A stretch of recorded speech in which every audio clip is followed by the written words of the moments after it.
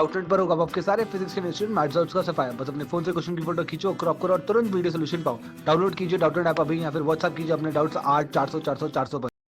Hello student, इस question में दिया हुआ है कि एक रेक्टेंगुलर लूप है जिसका कि साइड है 20 सेंटीमीटर और 10 सेंटीमीटर है। ठीक है, उसमें करंट कितना कैरी कर रहा है 5 एम्पेयर का, और यूनिफॉर्म एक मैग्नेटिक फील्ड है जिसका कि मैग्नीट्यूड है 0.20 टेस्ला है। वो पैरेलल है किसके पैरेलल है? लॉन्गर साइड के पैरेलल। ये दिया गया क्वेश्चन में। तो क्वेश्चन में पूछ रहा है कि कितना फोर्स एक्ट करेगा इस लूप पे, और दूसरा what is the torque acting on the loop. तो चलिए हम फाइंड करते हैं क्या होगा हमारा। मान लेते हैं कि हम ना आई करंट जो है इस डायरेक्शन में फ्लो हो रहा है।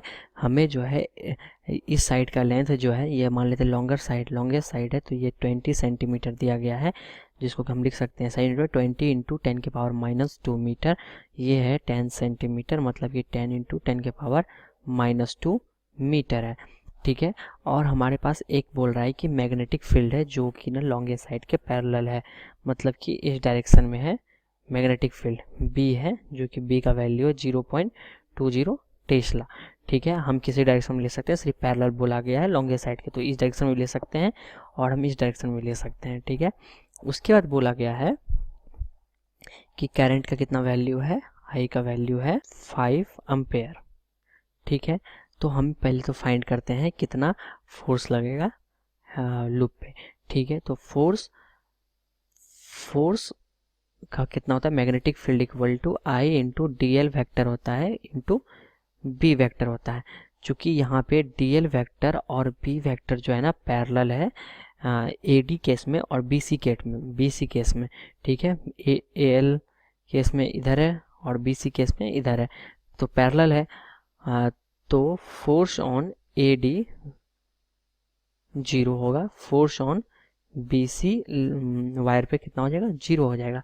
और फोर्स ए बी वायर पे कितना लग रहा होगा, ए बी वायर पे है आई इंटू एल मान लेते हैं लेंथ, बी किधर अपवार्ड की डाउनवार्ड। अगर हम राइट हैंड रूल से देखें तो यहाँ पे ए बी पे फोर्स लग रहा होगा, चूँकि यहाँ इधर बी जो है इस डायरेक्शन में है दिया हुआ है, तो बी क्रॉस एल अगर राइट हैंड थंब रूल से देखें तो इधर हो जाएगा डाउनवर्ड डायरेक्शन में।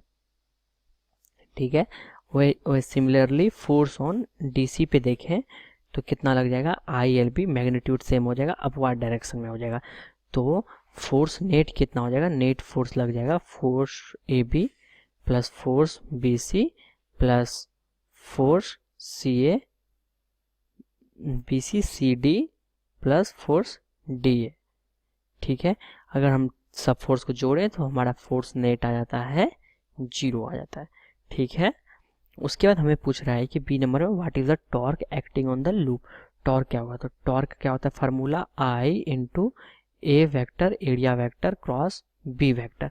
तो एरिया हमारे पास कितना है, एरिया है 20 इंटू 10 के पावर -4 मीटर स्क्वायर। ठीक है, बी वैक्टर हमारे पास दिया हुआ है 0.20 का है।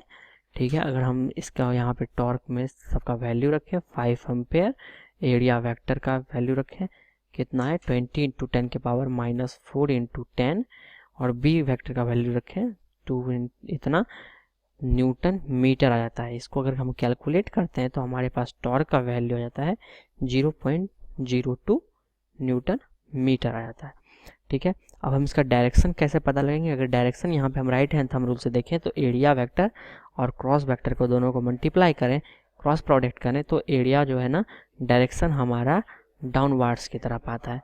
ठीक है, डाउनवार्ड डायरेक्शन में आता है, यानी कि बोल सकते हैं -j कैप, यानी कि एस इस डायरेक्शन में आ गया। ठीक है, क्योंकि हम बी को इधर माने हैं, अगर बी को हम यही इधर मानते तो हम ऐसे लिख सकते थे। तो हम डायरेक्शन बोल सकते हैं पैरेलल टू शॉर्टेस्ट साइड, क्योंकि यहाँ पे जो है डी बी का डायरेक्शन नहीं बोला गया, बी का डायरेक्शन सिर्फ पैरेलल टू बोला गया है लॉन्गेस्ट साइड, तो हम बोल देंगे इसका direction parallel to shortest side. ठीक है।